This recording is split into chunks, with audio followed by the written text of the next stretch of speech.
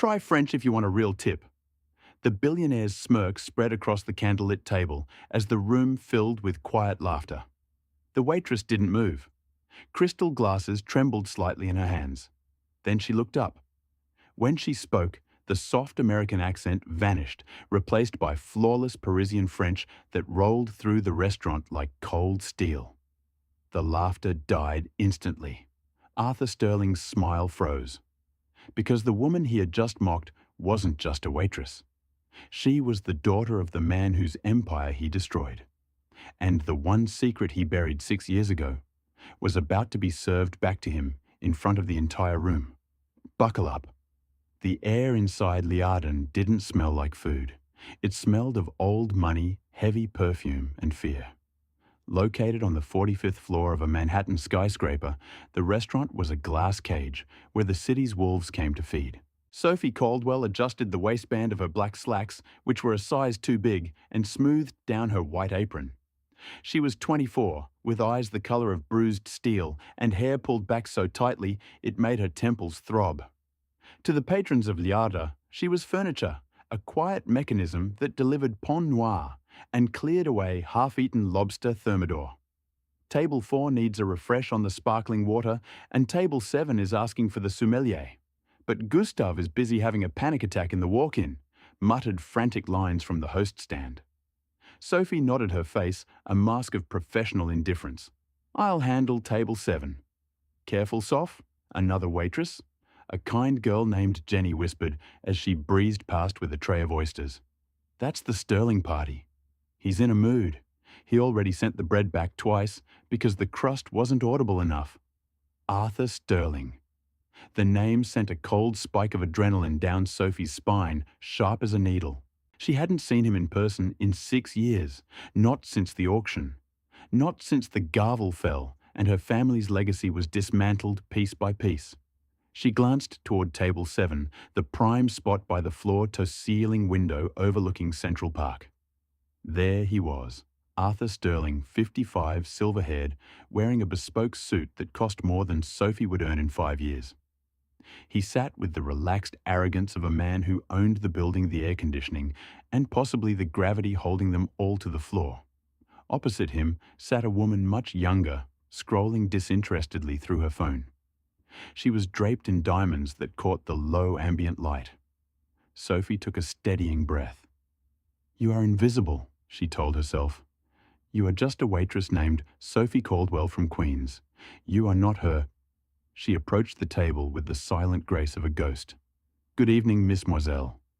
Sophie said, her voice soft, modulated to the perfect pitch of servitude. "May I refresh your beverages while you decide?" Arthur Sterling didn't look up.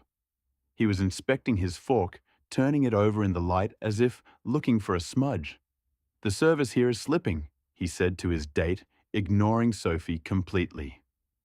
"I remember when the staff knew what you wanted before you sat down." The woman whose name was likely printed in the society pages as current flame finally looked up. "Babe, just order the wine. I'm dying for a drink." Sterling dropped the fork with a clatter. Finally his eyes flicked to Sophie. They were cold blue and empty, like a winter sky. There was no recognition. Why would there be? The last time he saw her, she was 18, wearing Chanel, crying in the back of a limousine. Now she was just help. "We'll take the wine list," Sterling said, snapping his fingers once close to her face. "And send the sommelier. I don't want a server reading me descriptions off a card." "The sommelier is currently attending to a cellar matter, sir." Sophie lied smoothly to cover for Gustav. "However, I am fully knowledgeable about our cellar." Les Jardins prides itself on. Sterling cut her off with a laugh. It wasn't a happy sound. It was a bark. You're going to advise me on vintage." He looked her up and down, his lip curling. "Honey, do you even know the difference between a Bordeaux and a box from the supermarket?" His date giggled. "Arthur, be nice. She's trying. I don't pay $500 a plate for trying." Sterling sneered. He grabbed the heavy leather-bound wine list from the table and shoved it toward Sophie. "Fine, impress me. We're eating the duck. What do you suggest? And don't say the panino." Sophie took the book. Her hands didn't shake. The weight of it felt familiar, comforting. For the duck confit with the cherry reduction, Sophie said, keeping her eyes lowered. I would recommend the 2005 Cot Roti. The Sir has the peppery notes to cut through the fat, but enough fruit to complement the cherry. Sterling rolled his eyes. Predictable. Everyone pushes the Kota Roti because it has the highest markup. He leaned back, crossing his arms. I want something real, something complex. He leaned in his voice, dropping to a conspiratorial, mocking whisper. Tell you what read me the description of the 82 Shadow Margot in its native tongue. If you can pronounce it without sounding like you're choking on a pretzel, I'll order it and I'll give you a tip you can actually retire on. He smirked, turning to his date. She probably dropped out of community college. Then he looked back at Sophie, his eyes gleaming with malice. Go ahead, sweetheart. Try French. The restaurant seemed to go silent. At the nearby tables, conversations paused. The humiliation was public. It was a sport for him. Sophie looked at the menu. She didn't need to read it. She knew the 82 Margot.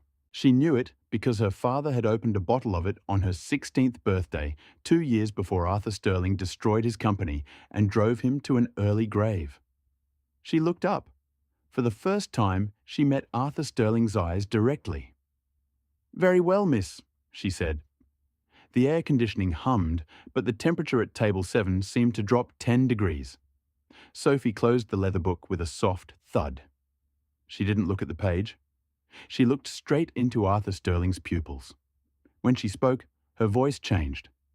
The flat, subservient American accent of Sophie the waitress vanished. In its place was a crisp, velvety, impeccable Parisian French. The kind of French taught in Swiss boarding schools and polished in the salons of the 16th arrondissement. La Margot Milnatra Vandour. She began her pronunciation flawless, the R's rolling in the back of her throat like silk over gravel. Eternal. The Chateau Margaux, 1982, is a legend. It offers a deep ruby robe with a complex nose of black currant violet and a touch of smoky earth. On the palate, it is of rare elegance, silky yet powerful with a finish that lasts eternally. She paused. The silence in the restaurant was absolute. Sterling's smirk had frozen, twitching slightly at the corner, but Sophie wasn't finished. She switched back to English but retained the icy, aristocratic cadence of her true voice. However, Monsieur Sterling, she added, her voice dropping an octave, I would not recommend the bottle in this cellar. Sterling blinked, his brain trying to catch up with the transformation. Excuse me? He stammered, the arrogance slipping. Why not? Because Sophie said, a small, dangerous smile touching her lips. The 82 Margot requires patience and respect. It reacts poorly when opened by hands that only know how to take. Sterling's face went from pale to a mottled red. Who do you think? Furthermore, Sophie continued stepping closer, invading his personal space just an inch. That specific bottle was acquired at the estate auction of the Devo family in 2018. It was lot number 405. Sterling's glass slipped from his hand. It hit the table but didn't break. It just toppled, rolling onto the pristine white tablecloth. He didn't notice. Deo, he whispered. The name was a ghost he thought he'd buried. Jean-Luc Dero was a man of taste, Sophie said, her eyes burning with a cold fire. He taught his daughter that wine is a living thing. It remembers. She tilted her head. I believe you purchased his entire cellar for pennies on the dollar after the hostile takeover. A takeover based on falsified safety reports filed by Sterling Industries. The date Tiffany looked back and forth between them, confused. Arthur, what is she talking about? Do you know her? Sterling stared at the waitress. He looked at the high cheekbones, the grey eyes he had ignored earlier. He stripped away the waitress uniform in his mind and saw the teenage girl standing next to the ruined tycoon in the newspapers 6 years ago. Sophie Devo, the Who, had vanished. You, Sterling hissed. You're supposed to be in Europe or dead. I'm afraid not, Sophie replied, returning to her neutral waitress posture, clasping her hands behind her back. I'm just Sophie, your server. And since the Margot is evidently too complex for the current company, might I suggest the house red? It's robust simple and has no memory. She picked up his fallen wine glass and set it upright with a delicate clink. Will that be all? Sir Sterling slammed his hand on the table, rattling the silverware. Manager, he roared, his voice cracking. Get the manager out here now. Gustav. The manager came running from the kitchen, sweating profusely, wiping his hands on a towel. He looked between the furious billionaire and the calm waitress. Mr. Sterling, monsieur, what is the matter? Has Sophie offended you? Gustav stammered, terrified of losing his best customer. Sterling stood up his chair, scraping violently against the floor. He pointed a shaking finger at Sophie. Fire her. Fire her right now, or I buy this building and evict you by morning. Gustav turned to Sophie, panic in his eyes. Sophie, what did you say? Apologize immediately. Sophie slowly untied her apron. She folded it neatly over her arm. There is no need, Gustav, she said calmly. Mr. Sterling isn't angry about the service. He's angry because he just realized that the past he tried to bankrupt has returned to collect the bill. She placed the apron on the table, right next to Sterling's hand. I quit, she said. She turned on her heel and walked away. As she marched toward the exit, the hush of the restaurant followed her. But before she reached the double doors, Sterling's voice boomed out, desperate and cruel. Walk away, Deo. Run like your father did. You have nothing. I own this city. To her. Enjoy the duck, Arthur. She to her. Enjoy the duck, Arthur, she called out. I hear it's a little greasy. She pushed through the doors and into the cool corridor, her heart hammering against her ribs like a trapped bird. She had done it. She had revealed herself. The game had started, but as she reached the elevator, her phone buzzed. It was a text message from an unknown number. Reviewing the security footage now. That was quite a performance. Miss Devo, meet me in the lobby. We have a common enemy. Sophie stared at the screen. The elevator dinged the doors opening to reveal a dark, empty shaft. She stepped in. Who else knew the lobby of the skyscraper was a cavern of marble and gold, empty, save for the night security guard dozing at the desk? Sophie stepped out of the elevator, clutching her phone. Her hands were finally shaking.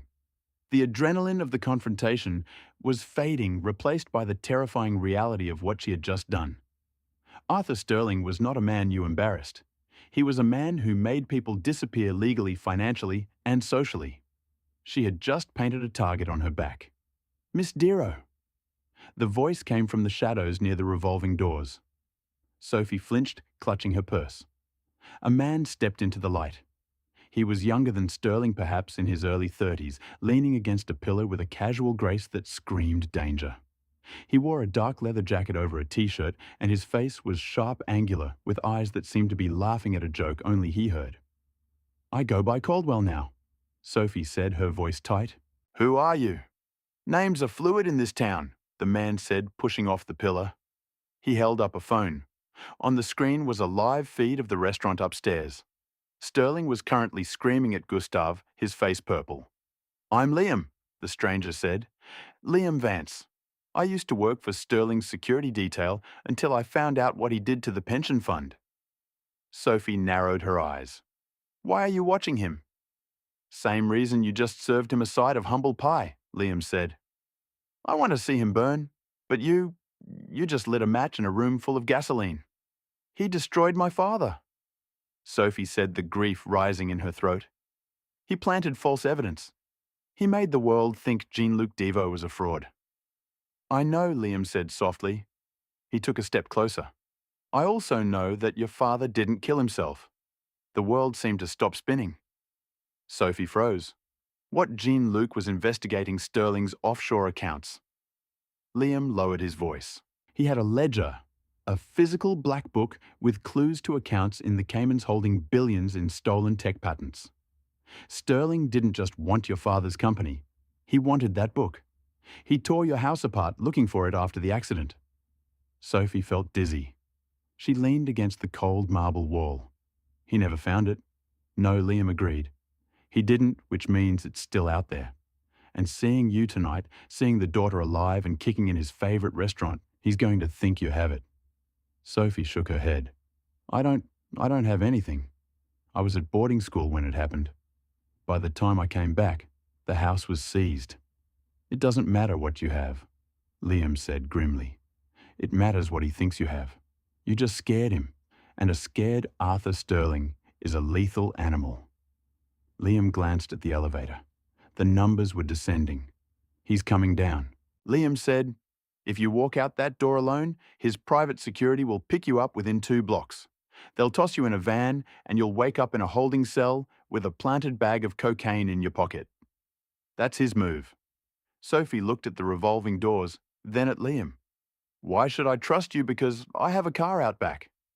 Liam grinned, though his eyes were serious. "And I know where your father hid his backup keys." The elevator dinged on the mezzanine level. It was getting closer. Sophie looked at the man. He was a stranger, dangerous in his own right. But the hate in his eyes when he looked at Sterling's image on the phone, that was real. "Where are we going?" Sophie asked. "To the one place Sterling never looked," Liam said, turning toward the service exit. "Your grandmother's old vineyard in the Finger Lakes. It's abandoned, right?" "It's a ruin," Sophie said. "Perfect," Liam said. "Let's go hunting." Far, the city lights of Manhattan dissolved into the rearview mirror, replaced by the suffocating darkness of the upstate highway. Rain began to lash against the windshield of Liam's black SUV, a rhythmic drumming that did nothing to settle the chaos in Sophie's mind. "Throw your phone out the window," Liam said abruptly, his eyes fixed on the wet asphalt. Sophie clutched her handbag tighter. "What? No, it has photos of my dad. It has my contacts. It has a GPS chip that Sterling's tech team can ping within 3 meters." Liam countered his voice, leaving no room for argument. "If you want to keep the photos, upload them to a cloud server later. If you want to keep your life rolled down the window, and toss it now." Sophie looked at the device. It was her lifeline to the meager existence she had built over the last 6 years. But that existence was gone now. Sophie the waitress was dead. Sophie Dero had returned. She rolled down the window. The cold wind roared into the cabin, smelling of rain and exhaust. She threw the phone into the darkness. "Done," she said, rolling the glass back up. "Now talk. You said you knew about my father's accident. Liam Cross. He had introduced himself as Vance, earlier a cover name he discarded as easily as Sophie had tossed." Her phone tightened his grip on the steering wheel. The dashboard lights cast deep shadows across his face, highlighting a jagged scar that ran along his jawline. "I was head of perimeter security at the Devo estate the night he died," Liam said. The admission hung heavy in the air. Sophie turned in her seat, staring at him with horror. "You were there. You let them in." "I didn't let anyone in," Liam said, his jaw clenching. "I was paid to look the other way for 20 minutes. Sterling's head of operations told me it was a corporate audit, a surprise inspection to seize assets. They showed me a warrant. It looked real." "So you let them pass?" Sophie whispered, her voice trembling with rage. "I let them pass," Liam admitted. 10 minutes later, I heard the gunshot. When I ran inside, your father was on the floor of the study. The gun was in his hand, but it was in his right hand." Sophie felt the tears prick her eyes, hot and sharp. "My father was left-handed." "Exactly," Liam said. "I saw the men leaving through the garden doors. They were carrying files, not a warrant. Files. When I tried to report it, Sterling's lawyers descended on me. They threatened my sister. They threatened to pin the murder on me. So I took my severance pay, changed my name to Vance, and waited. I've been waiting 6 years for a chance to clear my conscience." He glanced at her. "I owe you a life, Sophie. That's why I'm here." They drove in silence for another 2 hours. The landscape shifted from highways to winding back roads, the trees pressing in closer as they entered the Finger Lakes region. "Chat seal," Sophie murmured as they turned onto a gravel road that was more mud than stone. "My grandmother's vineyard. It's been abandoned since she passed away in 2015. The headlights swept across a wrought iron gate that hung off its hinges. Beyond it lay acres of dead, twisted vines that looked like skeletal hands reaching up from the earth. At the top of the hill stood the main house, a Victorian mansion that time had not been kind to. The paint was peeling in long strips, and several windows were boarded up. "It looks like a haunted house movie," Liam noted, stopping the car near the porch. "It's better than a prison cell," Sophie replied.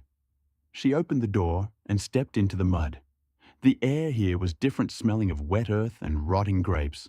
"Why here?" Liam asked, pulling a flashlight from the glove box. "If your father had a ledger, why hide it in a place that was falling apart?" Because Sophie said, walking up the creaking steps to the front door, "Arthur Sterling hates dirt. He hates decay. He's a man of sterility and glass towers. He would never imagine Jean-Luc Dero would hide his life's work in a ruin." Sophie reached above the doorframe, her fingers brushed against a loose brick. She pulled it free. Behind it sat a rusty iron key. "He never changed the hiding spot," she whispered, a sad smile touching her lips. She unlocked the door. It groaned open, revealing a foyer covered in dust sheets that looked like phantoms in the beam of Liam's flashlight. "We need to be quick," Liam said, closing the door behind them and locking it. "If Sterling tracks your car, or if he just guesses, we have maybe an hour before his cleanup crew arrives." The study. Sophie said that's where Dad spent his summers.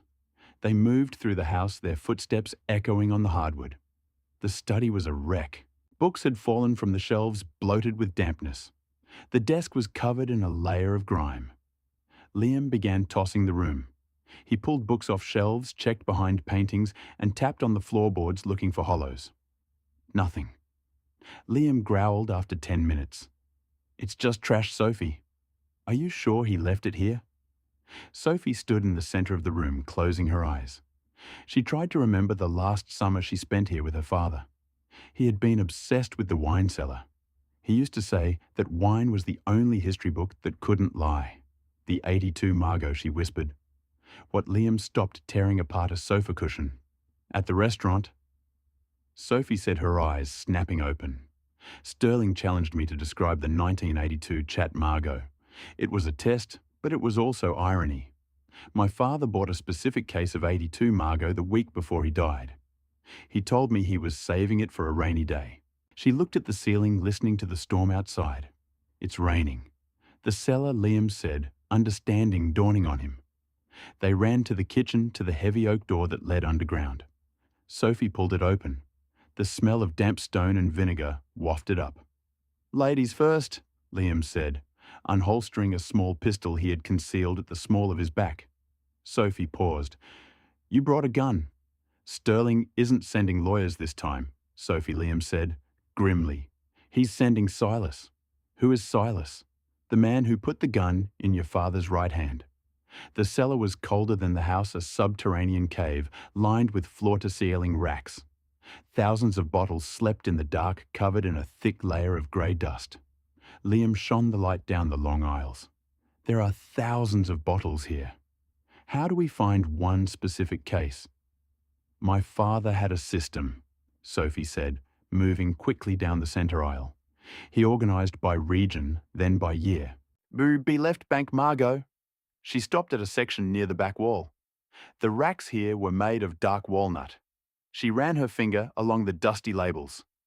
1978, 1980, 1985. "It's not here," she said, panic rising in her chest. "The slot for 1982 is empty." Liam cursed softly. "Sterling must have found it. He bought the company assets. Maybe he came here years ago." "No," Sophie said, shaking her head. "Arthur buys things to sell them or show them off. He wouldn't leave the rest of this wine here to rot. If he had been here, this cellar would be empty." She stepped back, looking at the empty gap in the rack. She reached her hand into the dark space where the bottle should have been. Her fingers brushed against the back of the wooden cabinet. It felt loose. "Liam, the light here." Liam directed the beam into the shelf. Sophie pushed against the back panel of the wine rack. With a stiff click, a mechanism released. The entire section of the wine rack swung outward on hidden hinges. Behind the wine rack wasn't a wall, but a small hidden safe embedded in the stone foundation of the house. "Classic Jean-Luc," Liam muttered, impressed. The man loved his puzzles. The safe had a digital keypad, but the battery was long dead. However, there was a keyhole. "I don't have the key," Sophie said, her heart sinking. The key under the brick was for the front door. Liam holstered his gun and pulled a small toolkit from his jacket pocket. "Good thing I spent 3 years breaking into places to test security systems." He knelt before the safe. "Hold the light steady." Sophie's hands trembled, the beam shaking slightly on the metal door. The silence of the cellar was oppressive. Every drip of condensation sounded like a footstep. Click. "Got it," Liam whispered. He pulled the heavy steel door open. Inside there was no money, no gold bars, just a thick leather-bound notebook and a small digital hard drive. Sophie reached in and took the book. Her hands shook as she opened it. It was her father's handwriting. Pages and pages of account numbers, dates and names. Sterling Industries project, Hades bribe payments. EPA falsifications. "This is it," she breathed. "This is the smoking gun. It proves everything. We need to go," Liam said, grabbing the hard drive. "We have what we need. We take this to the Times or the FBI. Sterling goes to prison for life." Suddenly, the lights in the cellar flickered on. Sophie and Liam froze. The cellar, previously lit only by their flashlight, was now bathed in the harsh yellow glow of the overhead bulbs. "I wouldn't advise the FBI." A smooth, deep voice echoed from the top of the stairs. "They're terribly underfunded and easy to buy." Liam spun around, pushing Sophie behind him, his gun raised. Descending the stairs was a man in a beige trench coat. He was bald, wearing rimless glasses, and held a silenced pistol with the casual ease of a man holding a cup of coffee. "Silas!" Liam snarled. "Liam," Silas replied, stopping at the bottom of the stairs. He looked around the cellar with distaste. "You always did have a soft spot for lost causes. And you, Miss Devo, you look just like your father, especially the eyes. Fear suits you. Get back," Sophie, Liam warned, thumbing the safety off his weapon. "You can't shoot your way out of this," Liam, Silas said calmly. "I have 2 men outside disabling your car. Another 2 are pouring accelerant on the front porch as we speak. This old house is a tinderbox. Shame about the electrical fire that's about to happen." Tragically, the waitress and her ex-security boyfriend didn't make it out. Sophie clutched the ledger to her chest. "You killed him," she said, her voice finding strength in her hatred. "You murdered my father." "It was business?" Silas shrugged. "He was going to ruin a very profitable merger. Just hand over the book, Sophie. I'll make it quick for you. No fire. Just 1 shot. You won't feel a thing. Go to hell." Liam spat. He fired.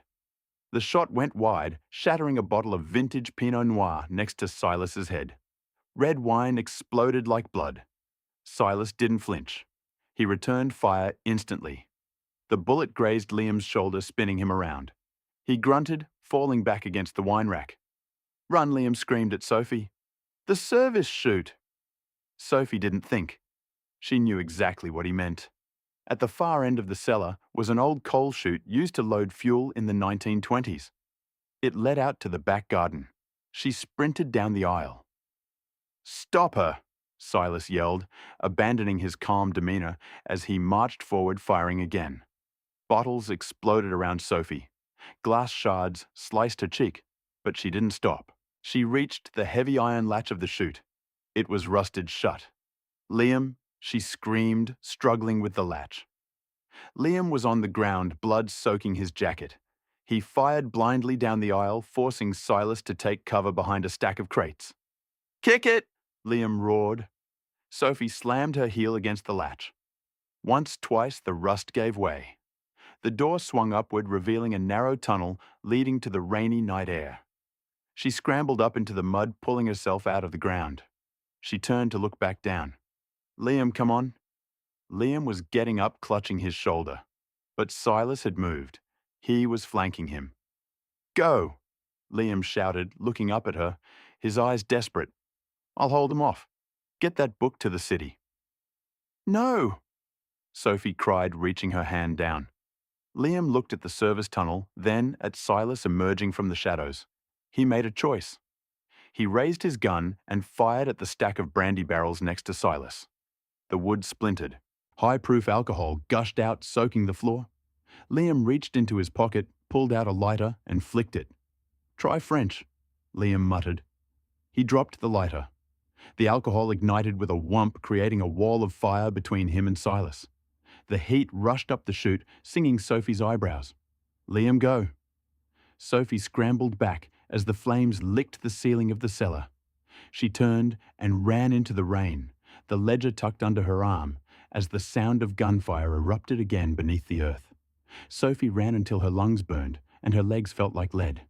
She scrambled through the dead vineyard, slipping in the mud, tearing her waitress uniform on thorns. She didn't stop until she reached the old service road a mile from the house. Behind her, an orange glow lit up the night sky. Chatsile was burning. She collapsed against a tree, gasping for air, clutching the book. She was alone. Liam was dead. He had to be. No one survived that. A pair of headlights cut through the rain. Sophie froze. She pressed herself behind the tree. Had Silas's men found her? The car slowed down. It was an old pickup truck rattling and rusted.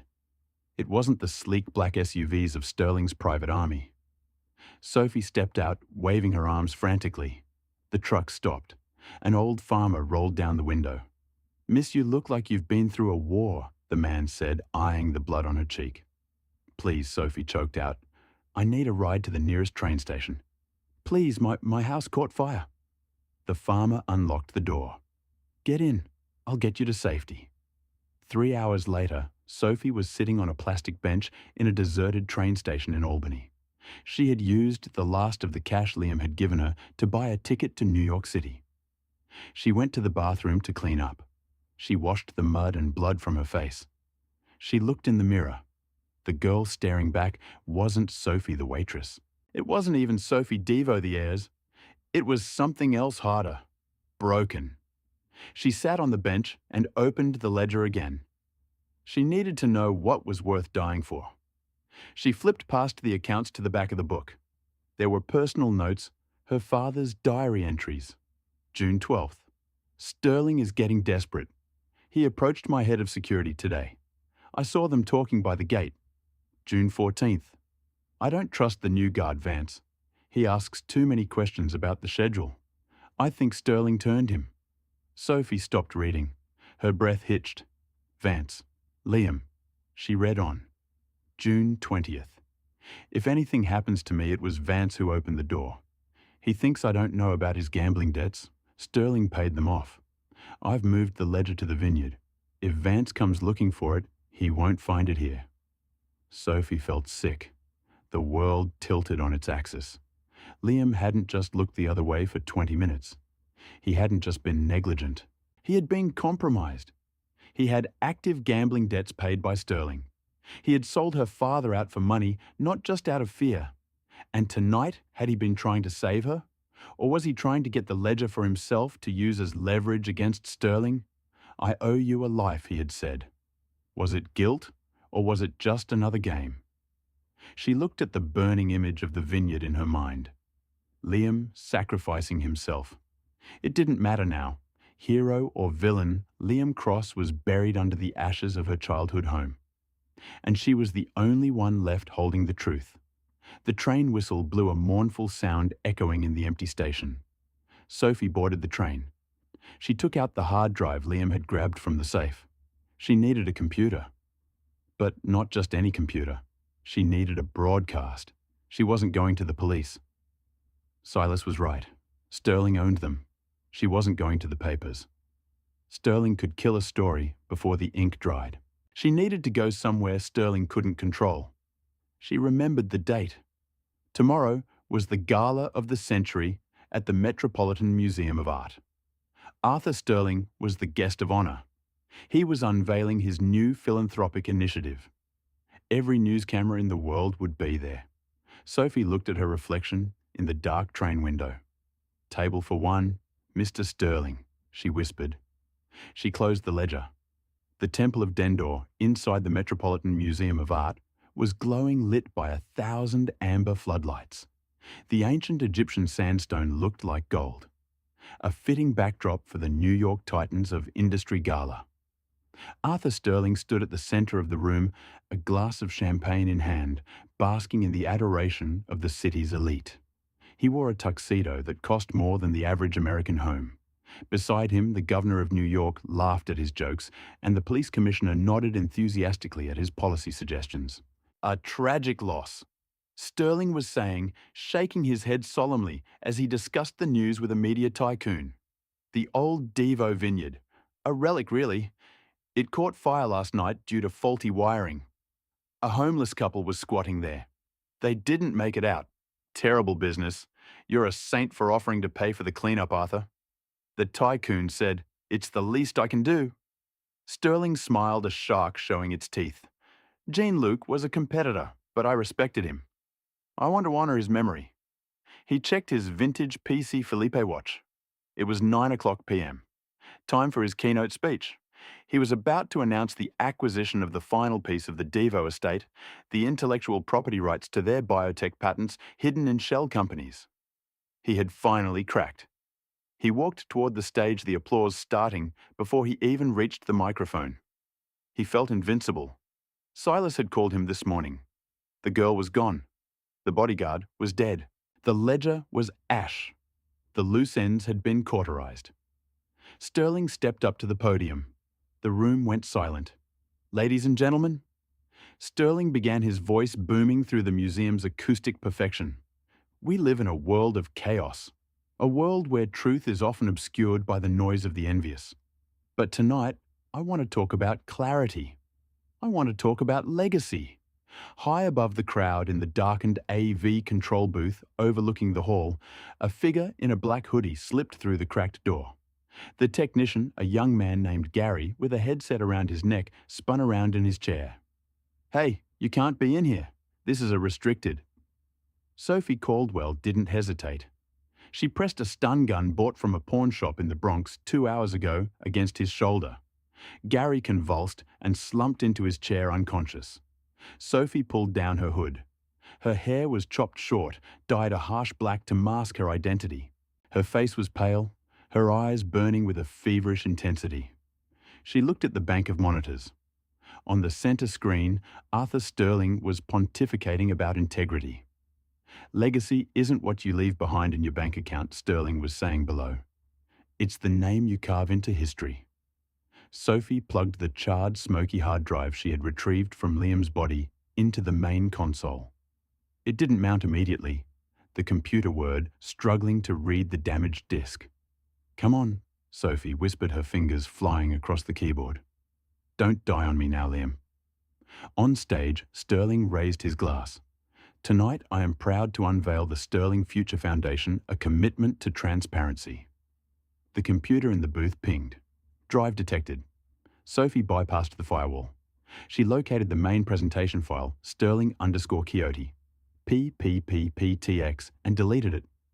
In its place, she queued up a video file labeled READ_ME_FINALMOV. She took a deep breath. Her hand hovered over the project to main screen button. "You wanted a show, Arthur," she whispered. "Let's give you a show." She hit enter. Below, the massive 40-foot screen behind Sterling flickered. The logo of the Sterling Foundation vanished, replaced by a jarring static noise that made the audience dubious. Sterling turned around, annoyed. Technical difficulties, it seems. If the booth could. The static cleared. A video appeared. It was grainy, shaky, filmed on a phone. The timestamp was from 6 years ago. The setting was a dark study. The audience gasped. On the screen, a younger Arthur Sterling was standing over a desk. He was screaming at a man sitting in a chair. The man was Jean-Luc Devo. "Sign the transfer? Jean-Luc or I bury you." The on-screen Sterling roared. "I won't let you launder cartel money through my logistics network." Arthur Jean-Luc replied, his voice calm but tired. "I have the proof. The EPA reports the bribes." "Silas," the on-screen Sterling yelled. A man stepped into the frame. Silas. He raised a pistol. He hit Jean-Luc across the face. The old man fell. In the museum, the silence was deafening. A pin drop would have sounded like a cannon. Arthur Sterling stood frozen on stage, his face drained of blood, turning the colour of wet chalk. He looked up at the booth, his eyes wild. "Turn it off!" He screamed, his voice cracking. "It's a deep fake. It's a I cut the power." But the video continued. It cut to a new clip, a closer shot. This one was recent. It was filmed inside a car. It was Liam Vance. He looked tired, the scar on his jaw prominent. He was speaking directly to the camera. "My name is Liam Vance." The video Liam said, "If you are watching this, I am dead. 6 years ago, I took a bribe to let Arthur Sterling's men into the Devo estate. I thought they were just going to scare him. I was wrong." Liam held up a stack of papers to the camera. "These are the wire transfers. Sterling paid me $500,000 the day after Jean-Luc committed suicide. I kept the money in an escrow account. I never touched it. It's the blood money. The account number is 774, Bravo Zulu. Trace it and you trace the murder." The video cuts to black. Then the audio system crackled. Sophie leaned into the microphone in the booth, her voice echoing through the massive hall like the voice of God. "There is one more thing, Arthur." Sterling spun around, looking for the source of the voice. The police commissioner was already on his phone, signaling to his officers to block the exits. The governor was backing away from Sterling as if he were radioactive. "Who are you?" Sterling shrieked into the void. Sophie stepped out of the booth onto the high balcony overlooking the stage. The spotlight operator, sensing the drama, swung the main beam up to her. She stood there, bathed in light, wearing a simple black waiter's uniform she had stolen from the cloakroom. She looked small, yet monumental. "You remember me," Sophie said, her voice steady. "I'm the girl who didn't know the difference between a Bordeaux and a box wine." She gripped the railing. "You told me to try French if I wanted a tip." Sterling was trembling. He looked at the police closing in. He looked at the press who were frantically snapping photos live, streaming his demise to the world. Sophie leaned over the rail. "At meant, Sterling," she said, her French impeccable, cold and final est. "And now, Mr. Sterling, the check has arrived." "Arrest him," the commissioner yelled. Uniformed officers swarmed the stage. Sterling tried to run, shoving a waiter aside, but he was tackled by 3 officers as they cuffed his hands behind his back roughly. He looked up at the balcony, but the balcony was empty. Sophie Caldwell had vanished.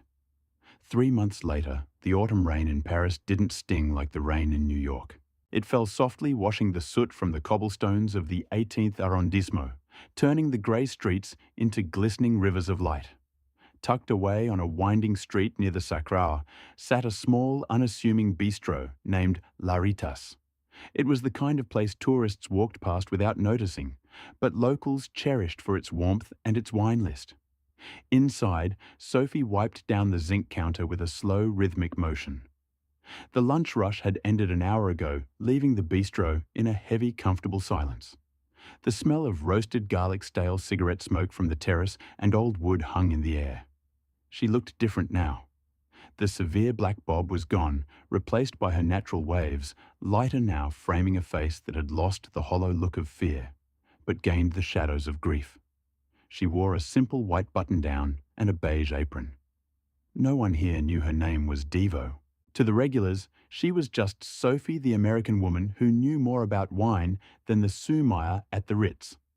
On the small television mounted in the corner, a news program was playing on mute. The chyron at the bottom flashed in red. Lampire Sterling Safandra. The Sterling Empire collapses. Sophie picked up the remote and turned the volume up just a notch. The image on the screen cut to footage from a courthouse in Manhattan. Arthur Sterling, the man who had once treated the world as his personal buffet, was being led down the steps in handcuffs. He looked withered. The arrogance had been surgically removed from his face, leaving only a terrified old man. A reporter's voice overfilled the bistro. With the testimony provided by the recovered digital ledgers and the posthumous corroboration from his former head of security, Arthur Sterling has been sentenced to consecutive life terms for racketeering, corporate espionage, and the solicitation of murder. His assets have been frozen. His legacy is erased. Sophie watched Sterling's face disappear into a police van. She felt nothing. She waited for the rush of triumph, the vindictive joy she had imagined for 6 years. But it didn't come. Revenge, she realized, didn't fix the past. It just balanced the books. She turned the TV off. The bell above the door jingled a sharp sound that made Sophie flinch. Her hand instinctively went to the paring knife she kept under the counter, a habit from the last few months she couldn't quite shake. A man stepped in, shaking a wet umbrella. He wasn't a tourist. He was dressed in a charcoal suit that was too formal for this neighborhood, carrying a leather briefcase that looked heavy. He was in his 60s with weary eyes and the precise movements of a man who delivered bad news for a living. Sophie gripped the counter. Was this it? Had one of Sterling's associates finally tracked her down? "We are closed, monsieur," Sophie said, her French flawless, her voice hard. The man looked up, verifying her face against a mental photograph. "I am not here to eat." "Are you Sophie Caldwell?" Sophie didn't answer. She measured the distance to the back door. The man sensed her tension and raised his hands, palms open. "Please, I am an attorney. My name is Henry Dequa. I am acting as the executive for the estate of a Mr. Liam Vance." The name hit her like a physical blow. Sophie let go of the counter, her knees suddenly feeling like water. "Liam," she whispered. She hadn't said his name out loud in 90 days. He made it out. The lawyer's face softened, and he shook his head slowly. "I am afraid not, mademoiselle. The fire at the vineyard was extensive. Forensics recovered remains 3 weeks ago. Dental records confirmed it was Mr. Vance." Sophie closed her eyes. She had known. Deep down, she had known. But hearing it confirmed was like watching the house burn all over again. "Why are you here?" she asked, her voice trembling. "Mr. Vance was a man who prepared for contingencies," Delra said, walking to the bar and placing the briefcase on a stool. 2 days before he traveled to the Finger Lakes, he updated his will. He liquidated his assets, his apartment in Brooklyn, his car, his stocks. He converted everything into a secure trust. He opened the briefcase and pulled out a thick manila envelope and a small velvet box. He named you the sole beneficiary. Sophie stared at the envelope. "I don't want his money," she said, backing away. "He took bribes from Sterling. That money is dirty. It's the money that killed my father." "No," Deliqua said firmly. "The bribe money, the $500,000, was turned over to the FBI by Mr. Vance's instructions before he died. That is what sealed Sterling's conviction. This," he tapped the envelope. "This is clean. Not enough to pay for the past, but it's not enough to pay for the past, but it's enough to buy the bistro." Sophie looked around the small shop. She was just an employee here, but the owner was looking to sell. Liam had known.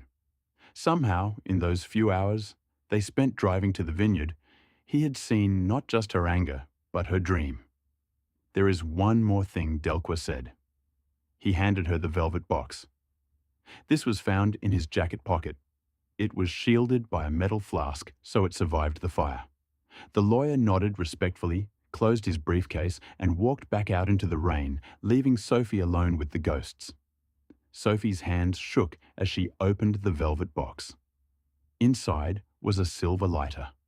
It was scorched black on one side, scarred by the flames that had taken his life. Underneath the lighter was a note written on the back of a receipt.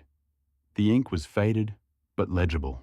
"Sophie, I can't change the fact that I opened the door that night. I've lived in that hallway for 6 years. But maybe if you're reading this, I finally closed it. Don't let the hate eat you alive. It almost ate me. Take the money, buy the place, cook something that doesn't taste like regret. And that bottle of 82 Margot you mentioned, the one your dad was saving, I couldn't save the case, but I grabbed one bottle before I lit the match. I hid it in the wheel well of the farmer's truck you escaped in. I hope you found it. P.S. You were right. The duck was greasy, but the company was excellent." Else Sophie dropped the note. She ran out the back door of the bistro into the alley where she parked her bicycle and where months ago she had abandoned the farmer's old truck after buying it from him. She had never checked the wheel well. She fell to her knees in the mud, feeling under the rusted chassis of the old truck which sat on blocks in the yard. Her fingers brushed against cool glass wrapped in a thick fire-retardant mechanic's rag. She pulled it out. It was covered in soot. The label was singed. But there it was. Shadow Margot. Grand Ven, 1982. Liam hadn't just died fighting. He had died saving the one thing that connected her to her father. Sophie sat in the mud and cried. She cried for her father, for the girl she used to be, and for the man who had been her enemy, her saviour, and her tragedy all in one night. An hour later, Sophie was back inside. The bistro was dark, lit only by a single candle on the bar. She uncorked the bottle. The cork was fragile, crumbling slightly, but it held. The sound of it popping was the loudest thing in the room. She poured 2 glasses. The wine was a deep, dark ruby, almost black in the candlelight. The aroma filled the space instantly. Notes of blackcurrant violets, truffle, and the smoky scent of thyme. She placed 1 glass on the empty stool next to her. She placed the scorched silver lighter next to it. She picked up her glass. She swirled it, watching the legs of the wine drip down the side, slow, heavy, and rich. To the menu of revenge, she whispered to the empty room. It is a dish best served, and then cleared away. She took a sip. It was perfect. It tasted like sadness, but it also tasted like the earth. It tasted like survival. She set the glass down. She picked up the phone and dialed the number of the building's landlord. Allô, Monsieur Dubois. Sophie said, her voice steady and clear. It's Sophie. Take the sign down from the window. I'm buying the restaurant. She looked at the empty glass beside her, and for a second she swore she could see a smirk reflected in the window. Not a cruel one, a brave one, and she added into the phone a small smile touching her lips for the first time in years. I'm changing the name. We're going to call it The Glass Cage. She hung up. Outside, the rain stopped. The clouds broke, and a single ray of moonlight hit the cobblestones. Sophie Caldwell took another sip of the wine, and finally she let herself taste the future. Wow, I have to be honest, that ending hit me harder than I expected. Sophie got her justice, but she paid a heavy price for it. It really makes you think about the cost of holding on to the past. Arthur Sterling lost his freedom, but Liam paid the ultimate debt. He spent 6 years living in guilt. And in the end, he didn't just save Sophie's life. He saved her father's memory by rescuing that 1 bottle of wine. That attention to detail, remembering the wine even while the house was burning down. That is what separates a hired gun from a hero. What did you guys think of the ending? Did Liam redeem himself? And what about Sophie naming the restaurant The Glass Cage? Is it a tribute to where she started or a reminder to never be trapped again? I want to hear your theories in the comments. And listen, if this story moved you, if you felt that tension in the wine cellar, please like this video. It helps us bring more of these deep dive stories to life. If you are new here, hit that subscribe button and turn on notifications. Next week, we are covering a story about a homeless man who wins the lottery but decides to keep it a secret from his family. Trust me, the twist is insane. Until then, keep your friends close and your Sumeya is closer.